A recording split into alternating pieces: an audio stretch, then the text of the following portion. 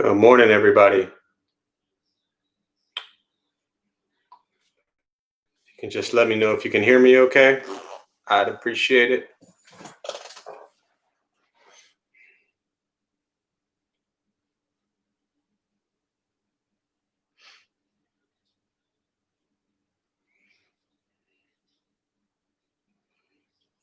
All right. Thank you, Dave. Thank you, Jim. Hope you're all doing well today. We'll go ahead and join palms and repeat after me. I take refuge in the Buddha. I take refuge in the Dharma. I take refuge in the Sangha. Keeping the palms joined.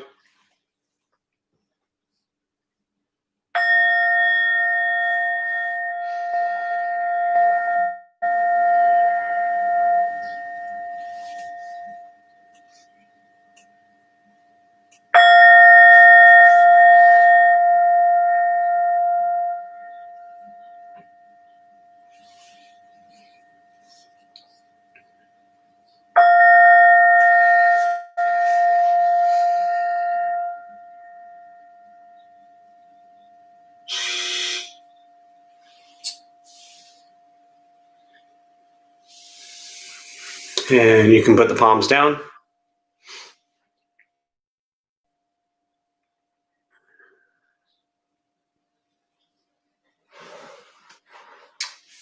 So good morning, all. I appreciate you being here. Usually like to start just with a little question, just to get people communicating and sharing a little bit with others. So the question I'll ask you today is, how do you deal or respond with people when they challenge you? Whether it's people you know or don't know or like or dislike. But when people challenge you and express their thoughts towards you, how do you deal with that? Now, if it's pleasant, of course, there's no problem with that. But when you're challenged with anything unpleasant, attacks on you, how does that feel for you? There's a chat box if you're new. We'll take a few minutes. Go ahead and just type in whatever you'd like to share. And we'll take a few minutes to explore that question. Give me 1 minute here. I'll be right there.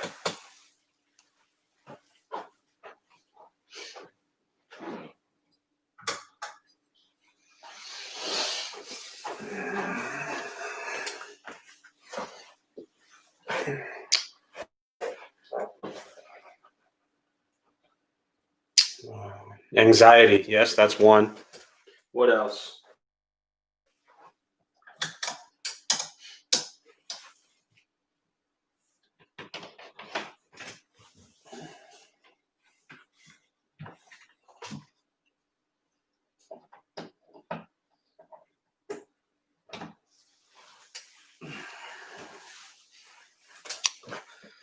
Learning to take a breath and pause before reacting and responding. Yes, good. What else? Again, if you're just joining us, the question is, how do you all deal with and respond when people attack you, pass judgment on you, throw out their thoughts or projections on you in a really kind of challenging or confrontational way?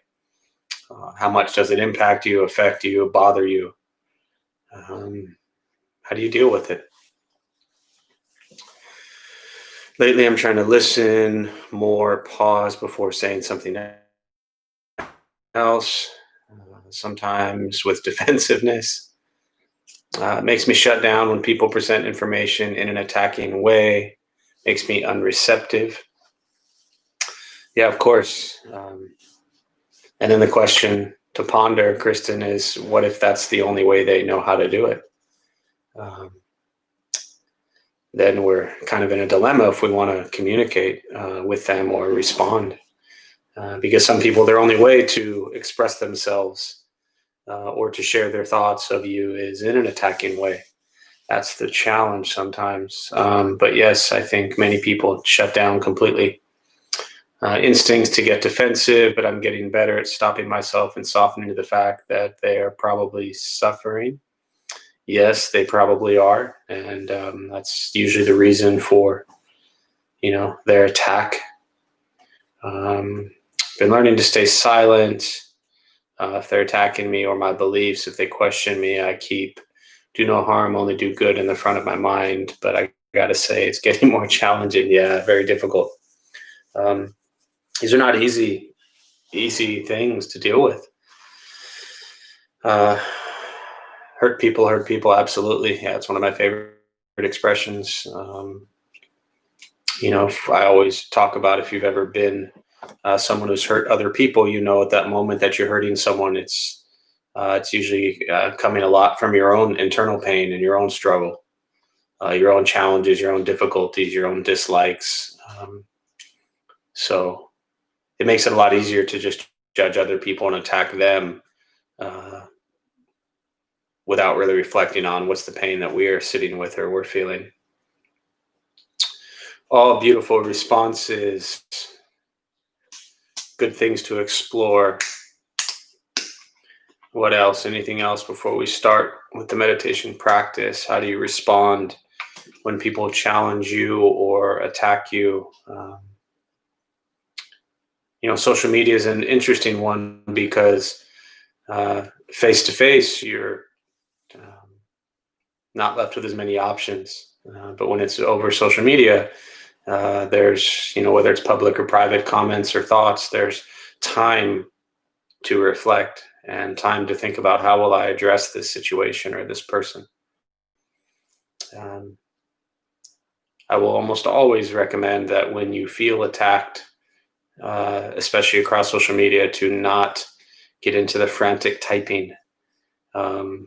Because whatever thoughts you have in your head at that moment, I guarantee you, I promise you, when you type them out, they're not going to be received the same way that you intend them to. So do your best in responding to give it a little bit of time.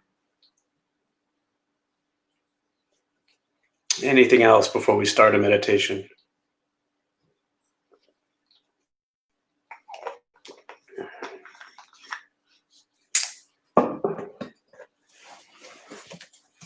All right, so we'll go ahead and begin with the meditation practice.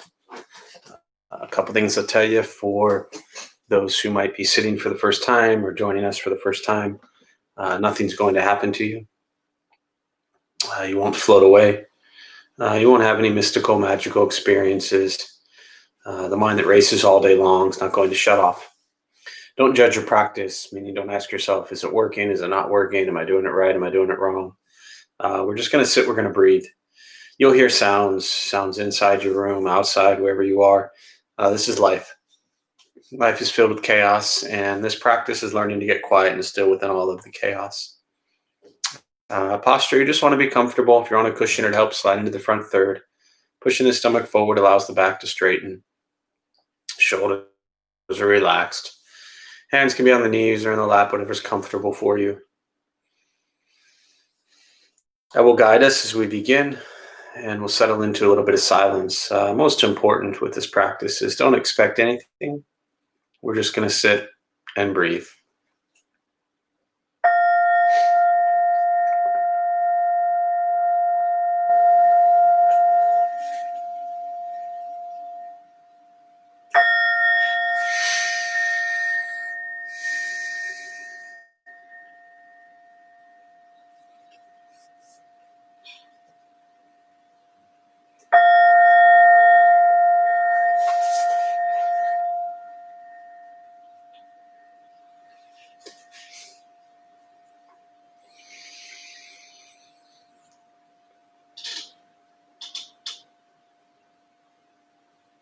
And starting with the eyes closed if comfortable, or slightly open.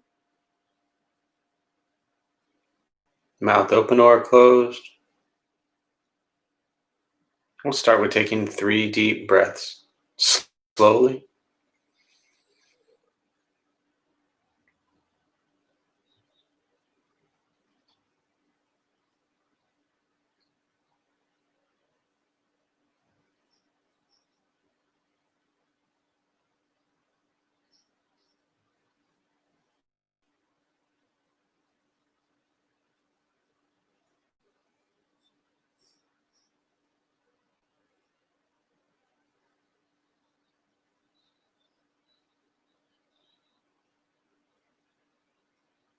And eventually, you'll settle into a natural rhythm of the breath.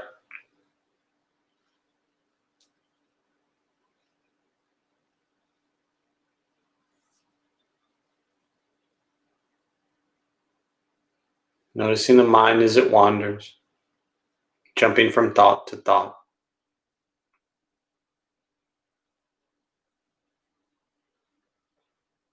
Let's start with gently guiding the attention, focus to the stomach or chest.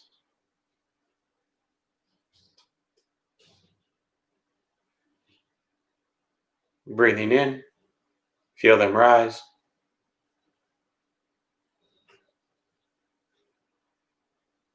Breathing out, they fall.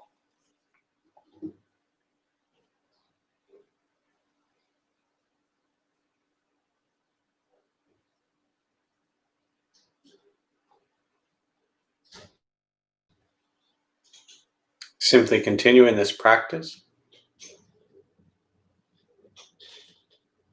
observing sensation of breath,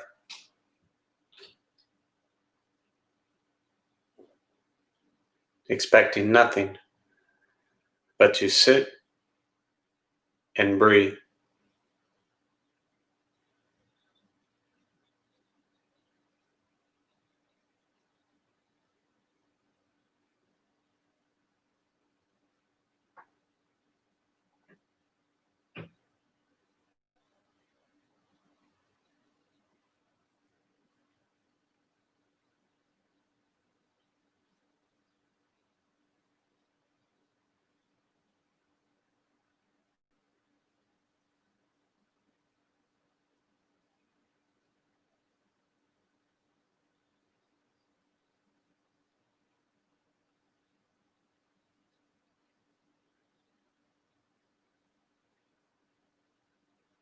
As the mind wanders, lost in thought,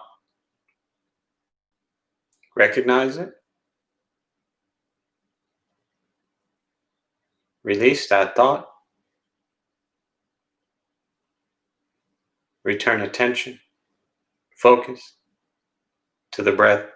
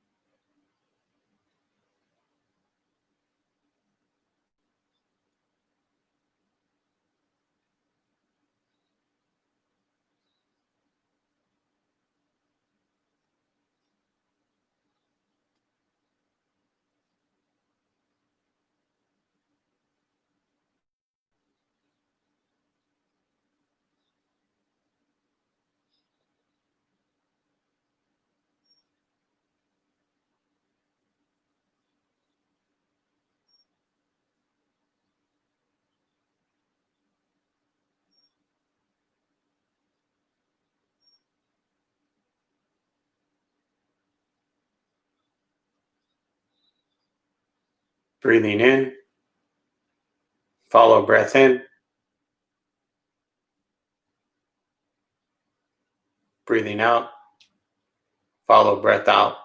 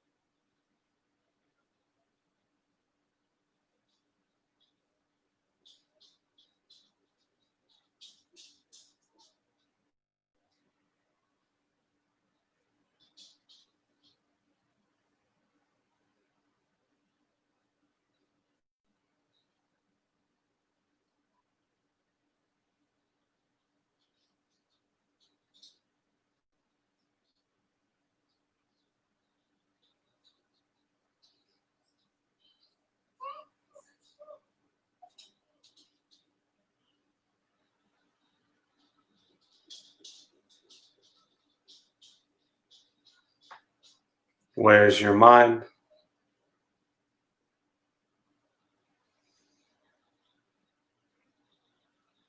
Return attention, focus to the breath.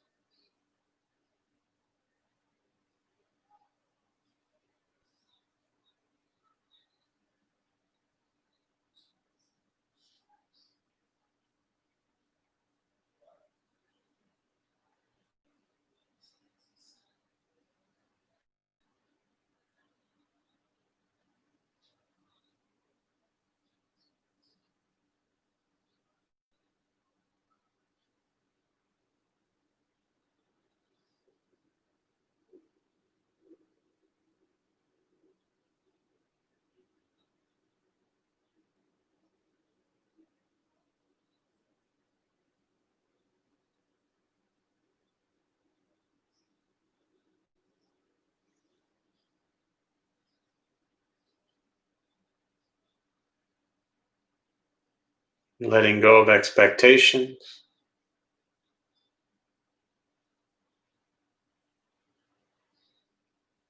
letting go of judgments from the practice,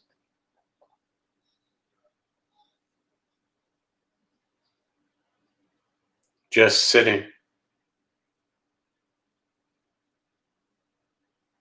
breathing.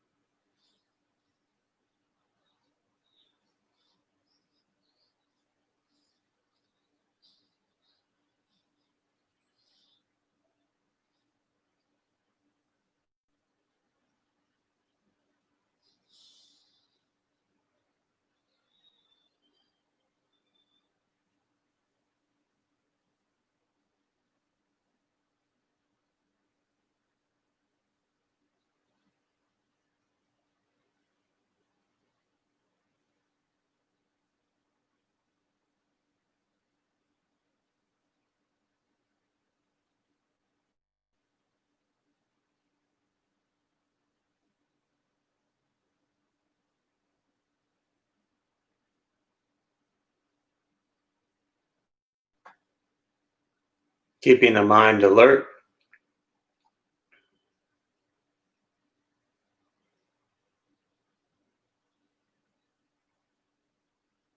and aware of each sound,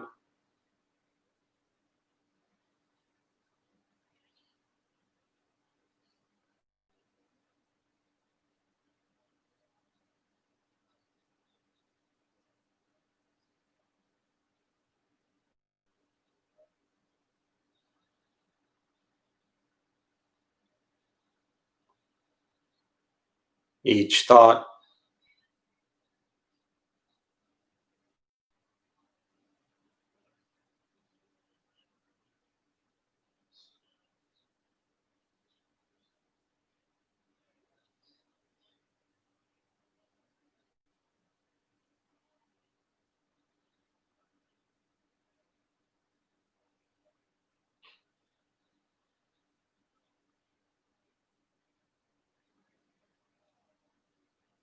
each physical sensation,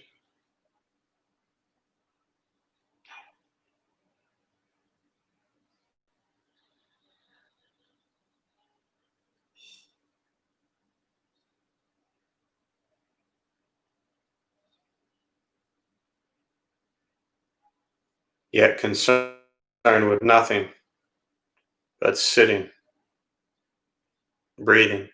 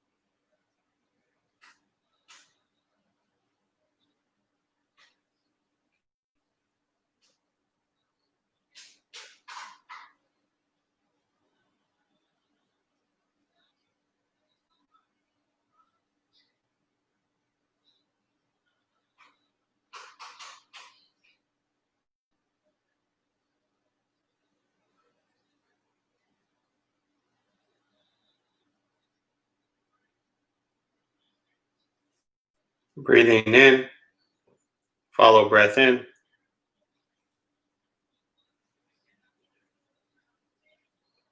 Breathing out, follow breath out.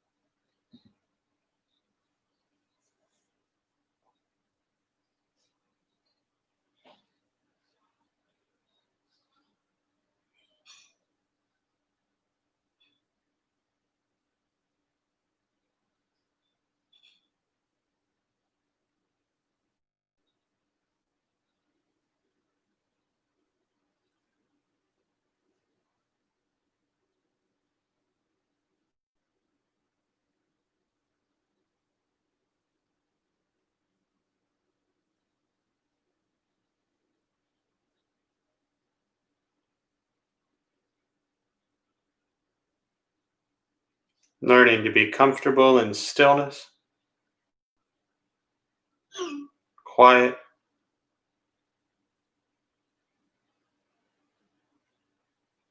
wanting nothing but to sit and breathe.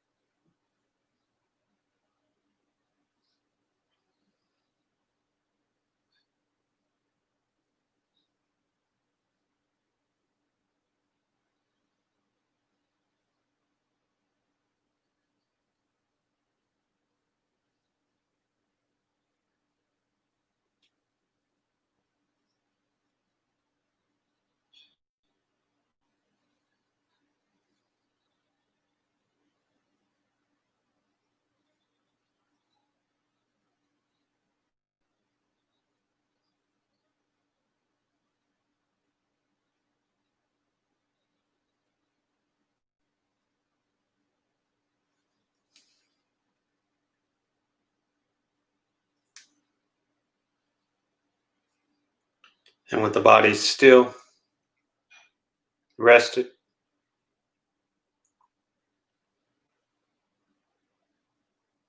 and the speech quiet, aware of all sounds,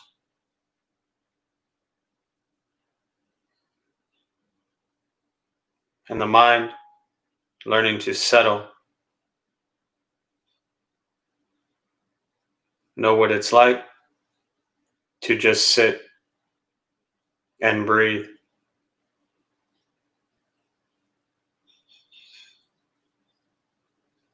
Knowing with each breath, there's nothing else to do.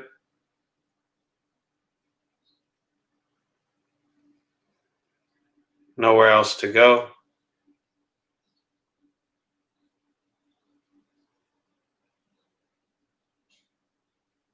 No one else to be.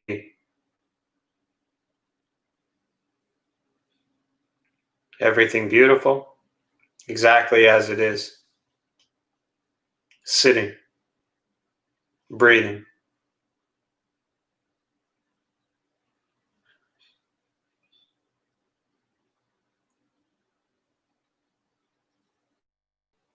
And once again, taking 3 deep breaths, slowly.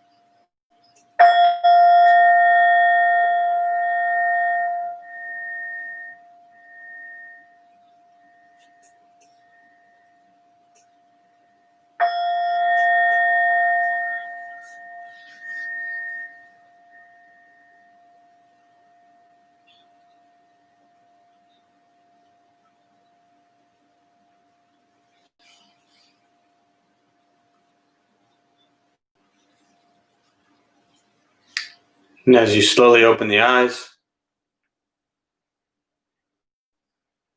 slowly begin to move. And most important, with the practice of meditation, is to recognize how you feel now, immediately after. Compare this to how you typically feel throughout your day. Recognize the difference, if there is one. Ask yourselves how you prefer to feel every day for the rest of your life. And realize however you feel now, if it's quiet, calm, and still, or a busy mind, racing mind, whatever you're sitting with at this moment, has nothing to do with anything I said. It's nothing to do with how you sit and hold the hands or cross the legs. It's nothing to do with the sounds around you or anything else for that matter. It has everything to do with your own mind and your own mind's reaction to an external condition.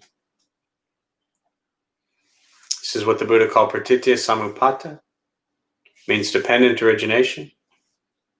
This is the basis of the Buddha's awakening. The word Buddha simply means awakened. He was a human being no different than any one of us who began to understand why he suffered, why he got angry, sad, depressed, stressed, anxious. He began to understand the causal relationship of all phenomena.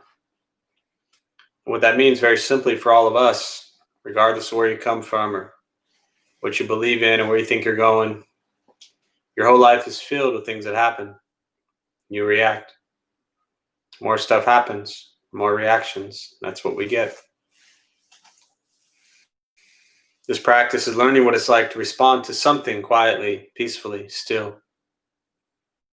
Much like I was talking about when you feel like you're being attacked, or people are expressing their distaste or frustrations or dislike of you. If they're doing that right now, how would you respond? You just sit, you observe it, you recognize it, you take time to reflect upon it, and then you might see it more clearly. See it for things that you could do or you could work on. See it for the anger that they carry, the frustration they have. Just see it for what's really going on, not getting wrapped up in your initial emotional response. This is control. This is controlling the mind. This is observation of the present moment. Observe the present moment as it arrives and be with it. The practice is not allowing it to trigger you to spiral in some direction.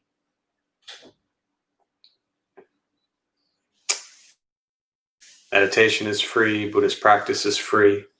Sitting, breathing, learning to be kind to yourself and everybody you encounter. But it's a practice. It's not an easy one. It's not necessarily fun. It is a lifelong challenge and practice. So with that, I think I'll stop. And if you are joining us for the first time, welcome. I always like to use the rest of the time after meditation to open up to questions. Meditation, Buddhist practice, anything you're sitting with that I can address. So there's a chat box there. Feel free to type in your questions or thoughts, and I'll respond. So we'll use the rest of the time going forward for that.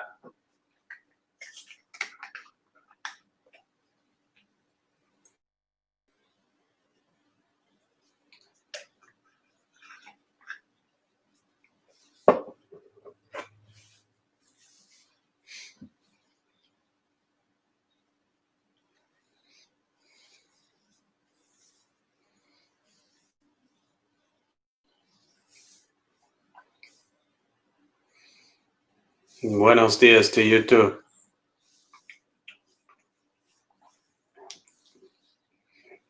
Or would I say buenos dias y tú también?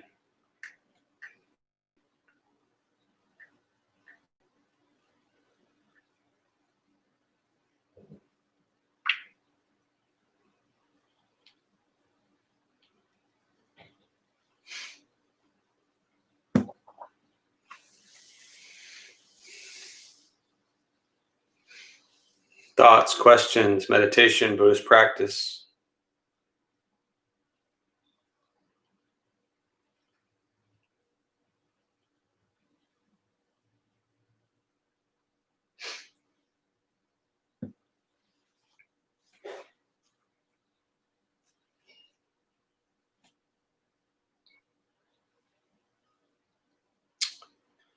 Any readings you recommend to someone totally new to Buddhism? Yes, I'll give you a couple. But I'll say this, as you begin to explore Buddhist teachings, there's so much out there, and it's really beautiful. It can also be overwhelming. You can go onto Amazon and pull up Buddhist books and get lost for days. I'll give you some of my personal favorites. I think one of the best intro to Buddhism books out there is Lotus in the Stream by Master Xing Yun. Tom Graham translated it. You can get it on Amazon used. It's out of print. It takes the core Buddhist teachings of the Four Noble Truths, the Eightfold Path, 6 paramitas, dependent origination, karma, rebirth, all of these kind of fundamental Buddhist teachings, and puts each of them into about 10 to 15 pages as a chapter. So I've found that in my practice, everything I've learned from that book is still, that's still it. It doesn't change. the Four Noble Truths, the Eightfold Path, these teachings of the Buddha, they don't change. They're pretty solid. Um, and the question then is, can you integrate them in your life? So that's the other thing with Buddhist teachings, is reading books is phenomenal, especially to begin to learn. But it reaches a point where reading 50 Buddhist books and practicing two things you've read kind of defeats the purpose. So try to integrate what you read into your life. Read a chapter or two and work on that and practice it. Buddhism to me is a practice. It's not about more knowledge and more information, because ultimately Buddhism is, especially whether you're brand new, especially for brand new people to understand this, but it's really just holding up a mirror and reflecting back on yourself. There was another great Buddhist teacher, and he would say the best book on Buddhism you can read is the autobiography of yourself, meaning that when you begin to integrate Buddhist teachings into your life, you explore your own suffering, your own greed, your own anger, your own ignorance. You explore your ability to practice generosity, compassion, and wisdom. So these books are just kind of resources and triggers to begin to help you reflect back on your own actions, your own behaviors. Lotus in the Stream, like I said, is a great foundation. For me as a Zen practitioner, I'm a huge fan of Zen Mind and Beginner Mind by Shunryu Suzuki. I think his teachings on Zen practice are very beautiful and applicable to everyday life, helping us cut through this ego that we have created, the sense of self that we have created, this idea that we think we are these fixed, permanent people, and that's who we are, and that's it. And how we tie to these stories about ourselves. My name is Jeff, and I am this, and I am that, and I am here, and I'm there, and we create this huge story. And for me, the Zen practice, and specifically Zen Mind, Beginner Mind, helps cut through all of that. That's another great one. Pema Chodron, Chodron, is also a wonderful author on Buddhist books. So there's a couple resources to start. Hopefully that's helpful, Sarah, and welcome, especially if you're brand new. Jamie, I could use the story of the snails this morning. Have you told it recently?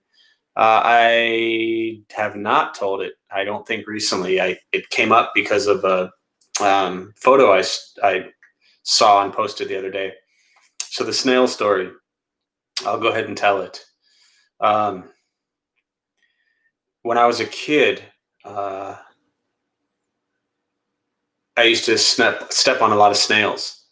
I don't know why. I would step on snails, and something about that was, maybe it was fun, maybe who knows, what we do and why we do things when we're a kid. But I used to kill a lot of snails and never really thought much about it, right? Just stomping along my way, stepping on snails. And fast forward many years later, got introduced to Buddhism when I was in college, 2003, 17 years ago, started going to a temple here in San Diego and really started to kind of integrate it into my life every day.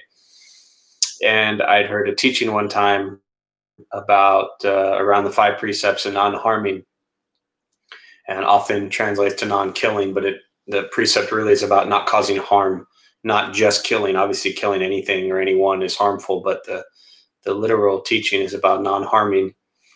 And so I heard this teaching, and I thought, all of a sudden I had this overwhelming sense of guilt and shame and all kinds of emotions as I started recalling when I was a child and I used to step on all the snails, and I'm thinking, oh my God, I've killed so many snails, these poor snails.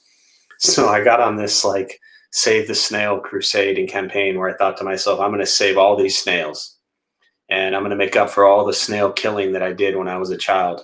So every time I would see a snail, I'd be walking along the sidewalk and I'd see a snail and I'd pick it up and I'd move it off the sidewalk into the grass or bushes or whatever it was. And I did this for quite a while. And, I'd walk away patting myself on the back saying, great job. You saved the snail. Look at you. You're such a great human being. You're saving all these snails. So I did that for quite a while, maybe a couple of years. And then one day I got another teaching around, had something to do with non-attachment and expectations. And I started to think, and, I studied a lot, looked a lot at what the Heart Sutra was, and it's called the Prajnaparamita, Perfection of Wisdom Sutras. And I started to think, well, wait a minute. Here I am thinking I'm saving these snails. I pick up the snail, I move the snail, I pat myself on the back, and I'm such a great human being.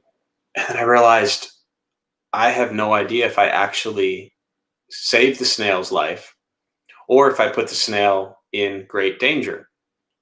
Meaning, I see the snail on the sidewalk, and all of a sudden, I think, okay, well, I know what's best for this snail.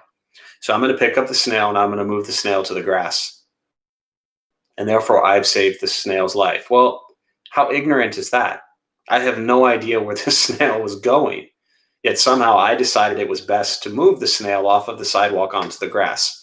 Maybe the snail was almost where the snail wanted to go. And now that I moved the snail to the grass, they had to go all the way back to where they were and go all the way across. And maybe in that effort of coming back and moving against what I had just, against the place I had just moved them to, in that effort, maybe they then get stepped on. So while I thought I was saving the snail, maybe I actually led the snail closer to the snail's death. Now, lots of logic as a human goes into our minds. And so I'm thinking, well, if it's on a sidewalk, then people can see the snail and have a chance. Or I was initially thinking if it's on the sidewalk, then that's where people are walking, so they're going to get stepped on. So moving to the grass, I thought is safer. But if it's on a sidewalk, people can actually see if they're looking down, if there's a snail there, and maybe have a choice. But people also walk on the grass. So I made this assumption that all of us walk on sidewalks and therefore there should be no snail on the sidewalk. But if it's in the grass, you can't even see it. So there's an even greater chance potentially in the grass of that snail getting stepped on. But it really, for me, defaulted back to the fact that I have no idea what the snail is doing, where the snail is going. There's no way to communicate with the snail. There's no way to wonder what they're doing or where they're going. But I come in with all these human powers thinking I know what's absolutely best for this snail. And I move the snail and I feel better. That's what I was doing. So I stopped. So now I see snails, I join palms, I wish them well, and I leave them alone. I don't move them. I don't touch them. They have their journey, their path. And I understand that my intention was to move them out of harm's way. But the ignorance in all of this is me thinking that I know what's actually best for the snail. When I posted this image, the debate came up about intention. And isn't intention what's important? Well, yes, intention is always most important when you look at Buddhist practice. But for me, the moving or not moving the snail wasn't about intention. It was about me being so attached to this idea that I thought I knew what was best for the snail. And in truth, I did not. So now I wish them well and I leave them alone. So there's your snail story. Hope that's helpful. Let's see. I heard a talk by Venerable Robina recently, and she spoke about levels of equanimity. Do you know about them? They include things like all beings want to be happy and all beings have been my mother. So I'm glad you like the snail story, Jamie. Marisa, as far as Robina, so levels of equanimity, I'm not clear on there may be a very specific teaching on levels of equanimity. But the second part of what you just said, and all beings have been my mother, all beings want to be happy, that to me sounds like two different teachings. The second one I can touch on. That's a pretty common teaching. The first one, as far as levels of equanimity, there may be. Travis would be a perfect person to ask about that. In the Pali Canon, there may be a breakdown. In fact, there probably is a breakdown of levels of equanimity. I know when I always speak of them, I just talk about equanimity in the general sense, but not specific levels of them. But as far as the all beings want to be happy and all beings have been my mother. So the teaching there is, to touch on briefly for those who might be brand new to Buddhism, is that when the Buddha lived, he lived in India 2,500 years ago, 500 years before Christ, at a time and a place where, for the most part, everybody believed in rebirth, reincarnation, a continuation of consciousness, want to call it. And the idea was we have this physical form that comes together for a period of time, the human body, and then the body will cease to exist, but that our consciousness will continue and be reborn. That's what everybody believed back then. It wasn't some weird thing. Today, you look at rebirth, reincarnation, and people think it's some crazy thing. But if you walked up to people 2,500 years ago and told them you got one life and then you're going to heaven or hell, they would have thought you were absolutely nuts. So it's important to understand that when the Buddha was teaching, he was teaching at a different time and a different context, a different view of the world. It's also important, again, just a little background, it's also important to understand that when the Buddha taught, he wasn't teaching, and this is the way I translate or interpret his teachings. Most of us come to Buddhism because we're unhappy and we want to be happy, or we're stressed and we want less stress, or we're anxious and we want less anxiety, or we're depressed and we want less depression. Whatever it is that led you to the talk this morning or to explore Buddhism, I think Sarah, you're brand new to Buddhism. My guess is you didn't wake up one day and say, you know what? I want to make sure I have a good rebirth, so I'm going to check out this Buddhist thing. That's not the reason that people come to Buddhism for the most part, is because they're concerned with their rebirth. Now, when the Buddha was teaching, he was not teaching Buddhism so you could deal with your depression and your anxiety and your sadness and your loneliness. He was teaching Buddhism, the way I understand it, is so we could, through this ego and sense of self that we think is permanent, and we could have a healthy rebirth where we are free from cravings and desires and attachments and liberate ourselves from the cycle of birth and death. What that means is, he said that the cause of suffering is actually birth. That once we are born, we are guaranteed to suffer. Now, again, if you're new, that doesn't mean that life is miserable and that it all sucks. It just means you're going to experience a lot of pain and suffering in your life.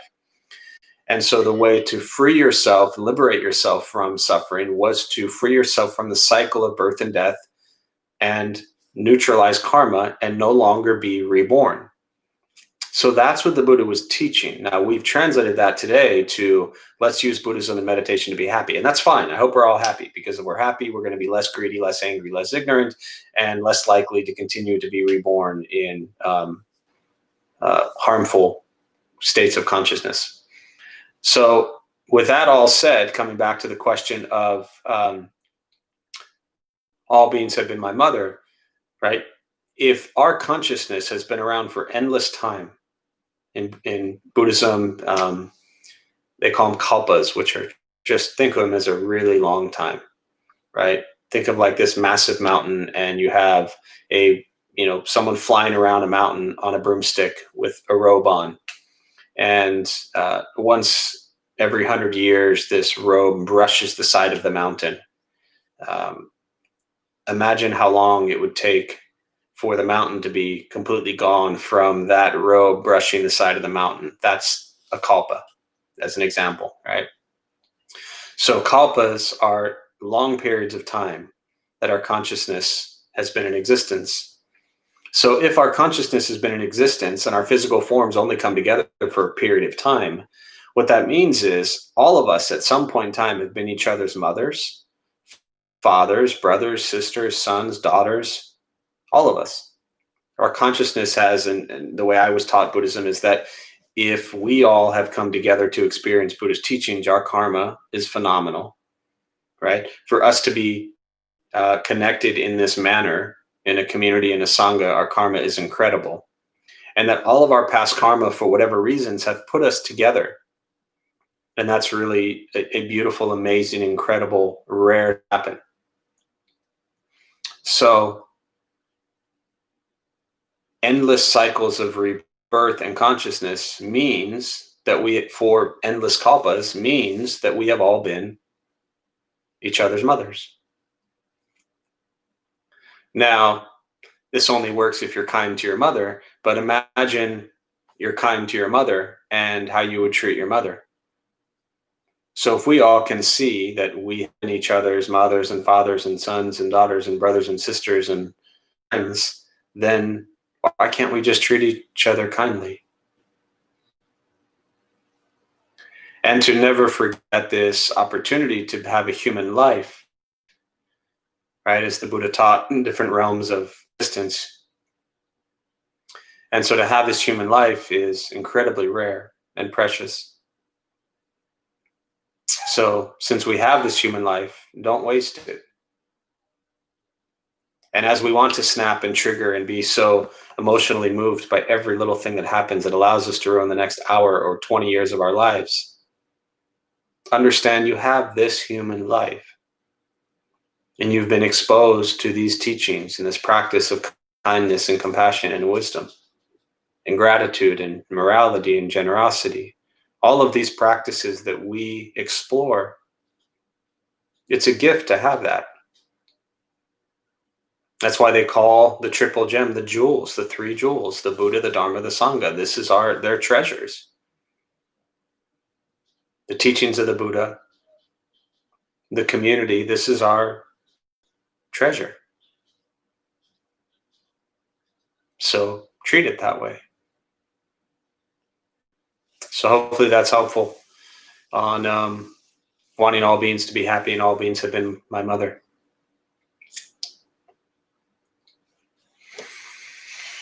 Any other final thoughts or questions as we get towards the end here?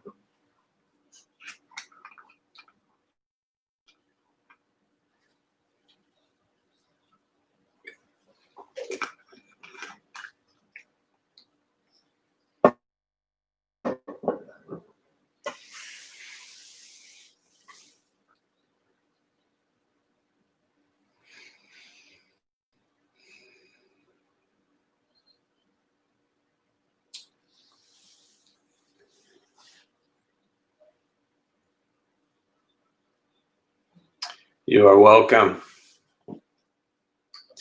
All right, so I'll go ahead and I'll close on that then. And I think recognizing that we have zero control over snails and we've all been each other's mothers is probably enough for a Saturday morning. We'll join palms as we transfer merit. May the benefit of this practice be shared with all beings in all directions. May all be free from suffering.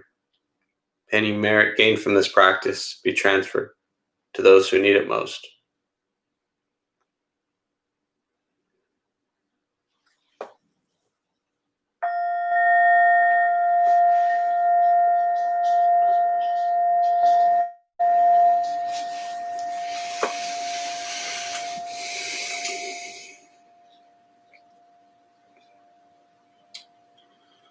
So one thing I'll add quickly just popped into my head, and I don't know if I brought it up, but often the snail story comes up around this idea of control, and that we tend to want to control everyone and everything around us.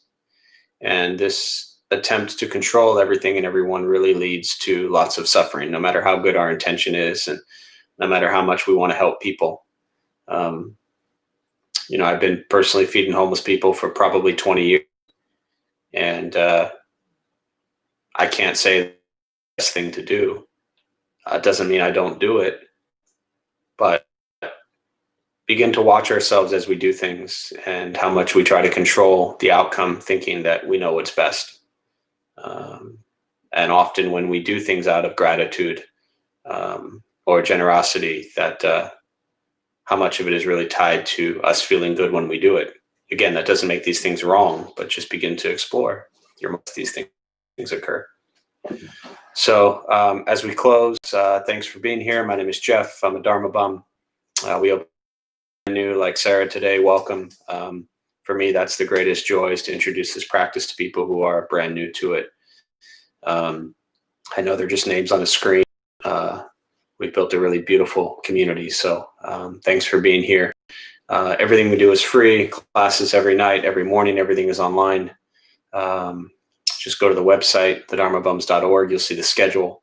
If I never see you again, think good thoughts, speak good words, do good deeds. That's the heart of this practice.